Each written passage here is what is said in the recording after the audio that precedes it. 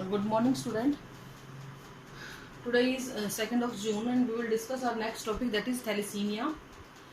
Thalassaemia बेटा इस बार आपके जो बोर्ड का एग्जाम उसके अंदर भी आया था ये क्वेश्चन, हालांकि पहले नहीं आता था लेकिन अब की बार आया है क्वेश्चन थैलेसीमिया। इसमें क्या होता है बेटा, इसमें कोई ना कोई एक ऐसी जो आपका जो सिंथेसिस होता है प्रोटीन की चेन का ब्लड के अंदर, उसका या तो सिंथेसिस होगा ही नहीं या फिर अगर होगा तो defective synthesis of the protein chain होगा। यानी कि आपका जो ब्लड है उसके अंदर जो पेप्टाइड चेन होती है, globulin, alpha globulin, beta globulin, delta globulin, इनका या तो सिंथेसिस ही नहीं होगा या फिर होगा तो कैसा होगा बेटा, बहुत ही ज्यादा कम डिफेक्टिव होगा। ये एक क्वांटिटेटिव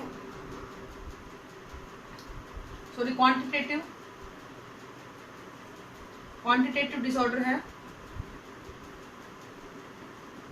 ठीक है। यानी कि यहाँ पे आपकी जो पेप्टाइड चेन होती है उनकी क्वांटिटीज का फर्क आना शुरू हो जाता है।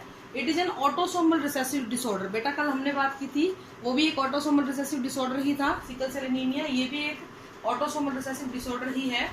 इसके अंदर क्या होता है, जो बच्चों में कब आती है, जब दो अनअफेक्टेड कैरियर्स की शादी होती है। तो दो अनअफेक्टेड कैरियर्स जब हेटेरोजाइगस कंडीशन में होंगे तो ये अपीयर हो जाएगा। ये 3 तरीके का पाया जाता है बेटा, on the basis of chain formation alpha, beta and delta. यानी कि किस चेन को अफेक्ट किया जा रहा है, कौन सी चेन अफेक्ट बन नहीं रही है, अफेक्टेड हो रही है, उस बेस पे हमने थैलेसीमिया को 3 हिस्सों में बांट दिया है, अल्फा, बीटा एंड डेल्टा। तो alpha, beta and delta, okay. तो सबसे पहले हम बात करेंगे अल्फा थैलेसीमिया की। It is due to the defective formation of alpha globin. जो अल्फा ग्लोबिन होता है उसका जो डिफेक्टिव फॉर्मेशन होता है उसकी वजह से ये होती है। It is this gene is controlled by HbA1 gene and HbA2 gene. यानी कि टोटल आपके पास कितने एलील हो जाएंगे, 2 जीन के 4 एलील हो जाएंगे। And these both gene are present on the chromosome number 16। तो दे हैव 4 एलील्स। अब हम देखेंगे कि कैसे कैसे काम ये करते हैं।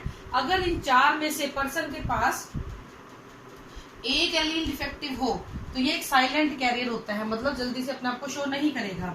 अगर 2 एलील होते हैं तो बेटा ये कैसा होगा, अल्फा थैलेसीमिया शो करना शुरू कर देगा।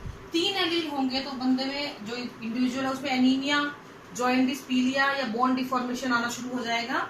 4 एलील अगर चारों एलील अगर डिफेक्टिव हो गए, इसका मतलब अल्फा ग्लोबुलिन बन ही नहीं रहा, तो वे फीटस को किल कर देगा। नेक्स्ट आता है बेटा आपका beta thalassemia. It is due to the decreased synthesis of beta globin. नाम से ही आपको पता लग जाएगा, बीटा में बीटा ग्लोबिन नहीं बन रहा, अल्फा में अल्फा नहीं बन रहा। यहाँ पे जो जीन हुआ है उसका नाम क्या है, HBB, haemoglobin beta gene on chromosome number 11। ये 1 डिफेक्टिव एलील होता है। अगर इसमें एक डिफेक्टिव एलील है तो उसको हम बोलेंगे थैलेसीमिया माइनर। अगर दोनों ही डिफेक्टिव एलील है तो उसको हम बोलेंगे थैलेसीमिया मेजर। थैलेसीमिया मेजर का दूसरा नाम होता है कूलीज एनीमिया। यहाँ पे बहुत ज्यादा, यानी कि आपके आरबीसी लाइसिस में चली जाएंगी, हीमोलाइटिक एनीमिया हो जाएगा, आरबीसी फटनी शुरू हो जाएंगी जिसकी वजह से एनीमिया हो जाएगा।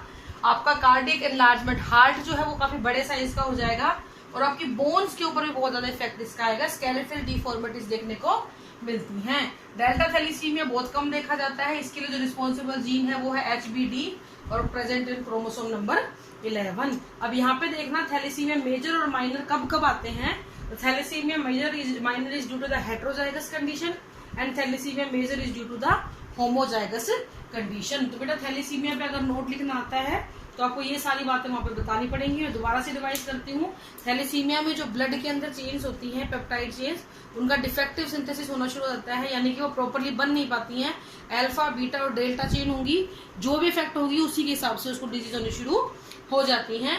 थैलेसीमिया के पेशेंट को बहुत रेगुलरली अपने ब्लड को जो है निकलवा के चेंज करवाना पड़ता है, मतलब फ्रीक्वेंटली उनको अपने ब्लड को चेंज करवाना पड़ता है, क्योंकि धीरे धीरे उनको नहीं तो दिक्कतें आनी शुरू हो जाती हैं बेटा, ठीक है। तो आपका ये जो ऑटोसोमल रिसेसिव डिसऑर्डर है उसका दूसरा एग्जांपल है। उसके बाद हम बात करेंगे बेटा, अगर सेक्स लिंक्ड डिजीज क्रोमोसोम जो है आपका एक्स क्रोमोसोम जो है उसके अंदर कोई जीन म्यूटेशन हो जाए तो कौन सी बीमारियां होंगी। हमारे पास 2 हैं, हीमोफीलिया, कलर ब्लाइंडनेस, हम दोनों की ही बात करेंगे नेक्स्ट। तो ये आज के लिए है आपका। Thank you, have a nice day.